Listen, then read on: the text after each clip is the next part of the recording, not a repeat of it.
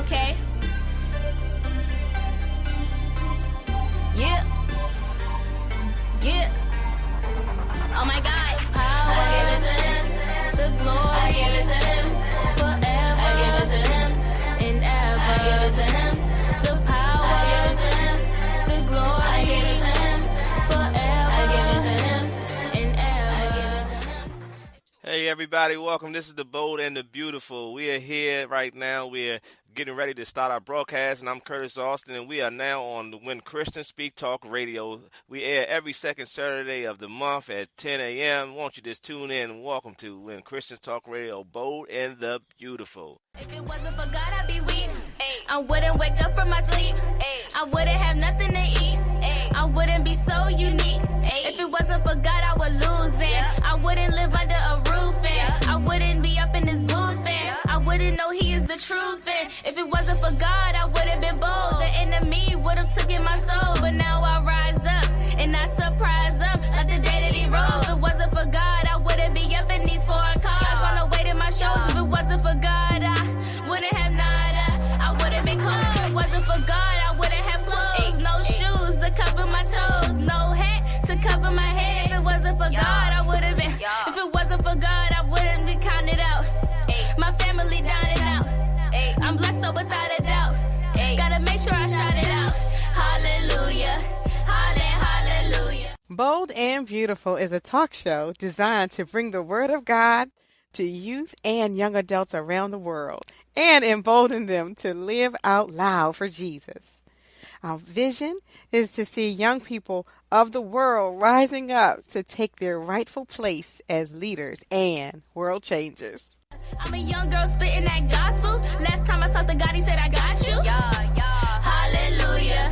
Hallelujah. And they try to act like they never knew you, but the devil can't do nothing to you. 'Cause the power, I give it to Him. The glory, I give it to Him. Forever, I give it to Him. And ever, I give it to Him. The power, I give it to Him. The glory, I give it to Him. Forever, I give it to Him. And ever, I give it to Him. The power, I give it to Him. The glory, I give it to Him. Forever, I give it to Him. And ever, I give it to Him. We are recording. I just want everybody in the world to know I have not been able to get these gentlemen to stop talking for the past 30 minutes. Okay, I'm exaggerating, but it's been at least 15, y'all. But hey, we are here with you again with another Bold and Beautiful podcast. We are very happy to be here in 2021. We are live. We are well. We have smiles on our faces. Yes. And we have a very special guest who is not a stranger to the show, but it's been a while. So we have Corey Knight from the Hope Foundation, friend, brother, community advocate, chef, plumber, entrepreneur, contractor, peer specialist. I could go on with all of the lists and titles and accolades and all the things that he does. We're just going to call this the social justice hour right now because we've already gotten into it. I can see where this is going. So we are just going to get into it. We are just excited again to have Corey with us. We're just going to talk about whatever comes to mind, whatever we have. We're going to continue the conversation that we had before I pressed record, and we're just going to get into it. So, do you want to keep going with the vote issue? Where y'all let me know where you want to start. So you started off with talking about the challenges that returning citizens have during the pandemic, right? And so we can go there and then we can climb the ladder. If that I'm a ladder. That was good to me. Yeah, if that makes sense, right? I mean, yes. Because that's a big. Because still we're still in this transition of this pandemic. It's lightening up, right? But we still got to be careful, right? We still got to wear masks. We still looking at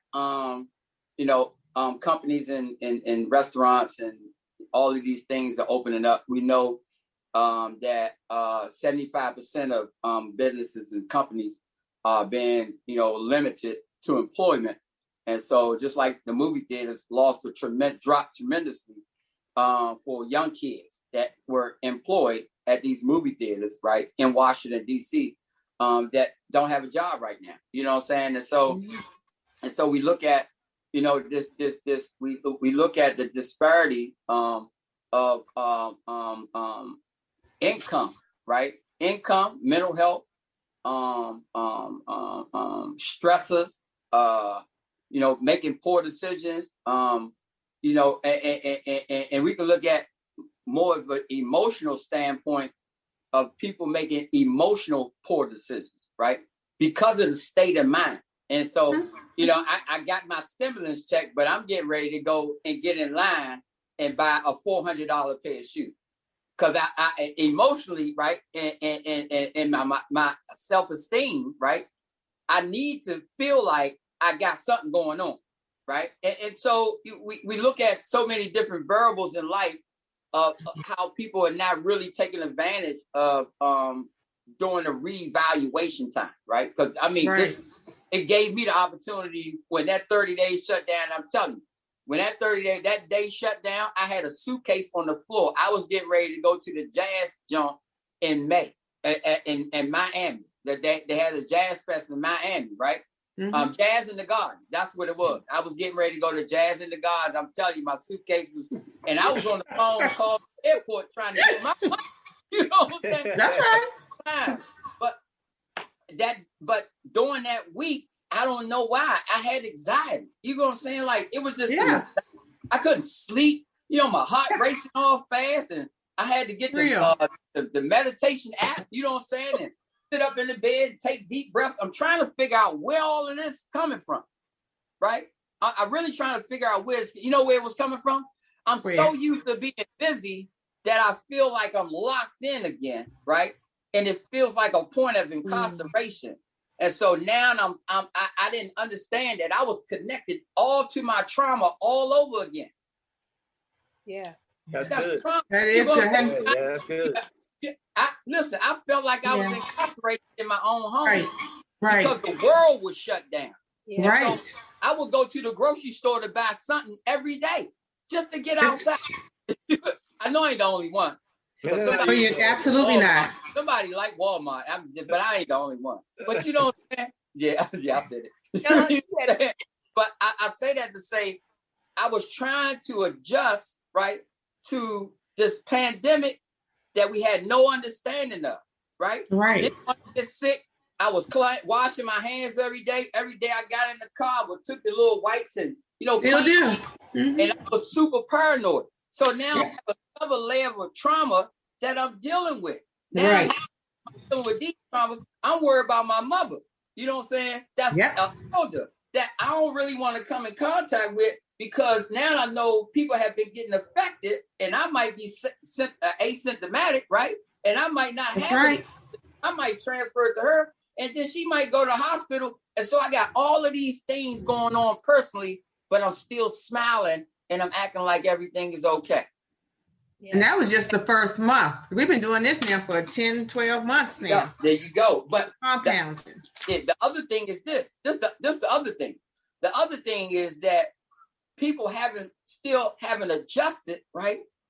Psychologically, right? Mentally, spiritually, right? Physically. Financially. Yeah, and financially, right? And so just the adjustment of saying, you know what? My funds are limited.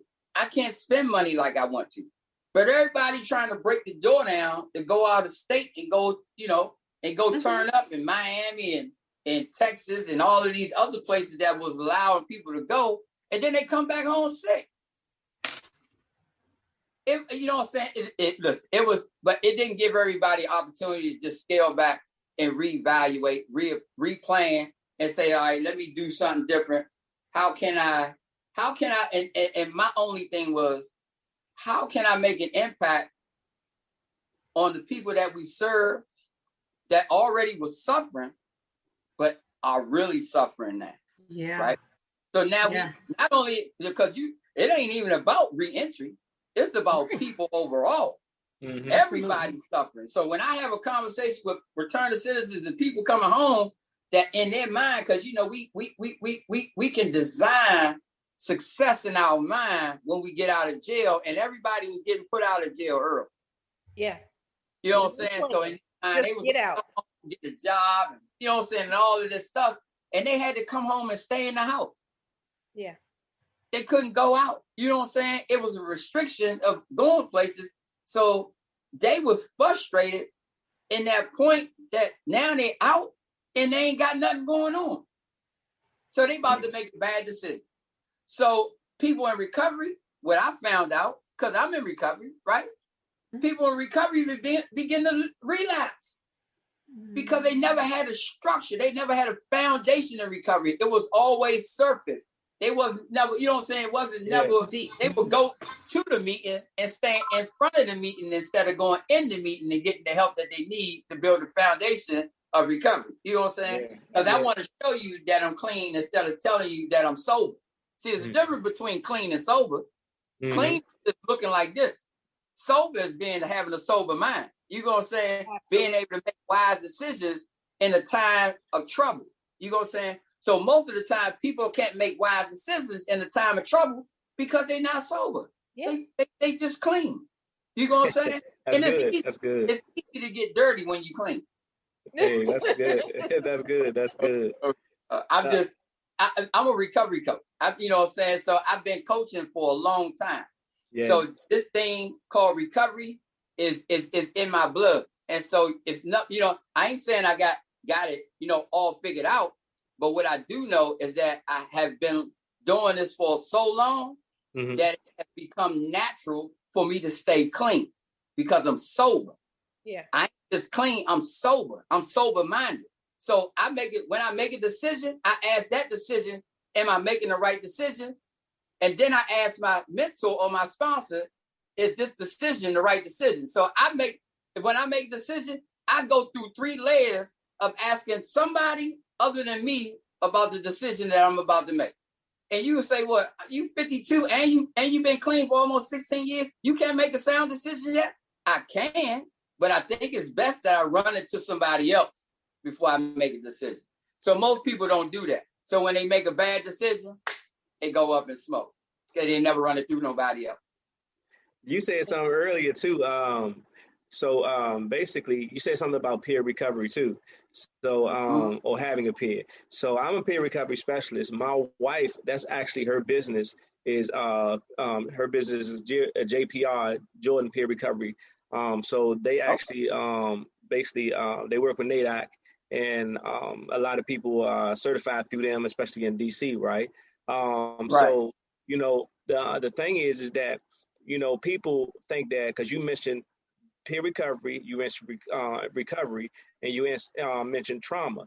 But some people don't realize that the anxiety, just what you just said and pointed out, is that they're dealing with a trauma because they now don't have control over their circumstances anymore. So now they're, like you said, the anxiety is high, but they don't realize that it's connected to a past trauma and that is actually adding on to a trauma, and that how, you know, they might need somebody to also help them navigate through that trauma to recovering over that from that, because people look at it like, because like you said, somebody get that stimulus check and go stand in line and go buy a $400 pair of shoes. So your addiction ain't necessarily something that you are putting in your body. It's more that you're putting on your body, but it's because of the trauma. So peer recovery, as in, like you just spoke about being a recovery coach and peer recovery, like speak on to that level as far as how people can move past, you know, those things, and having somebody there to navigate them, just like you said. Yeah. So, most diseases are uneasy, right? When you have some type of certain disease, right? It's an uneasy space. It might be mental, it might be physical, whatever the case may be. It takes control, or it's a dis-ease in your body. So now I'm trying to fix something that I'm uneasy about. You know what I'm saying? So the disease is nothing but really a dis-ease that I really need to recognize, or I need to be aware of that I have.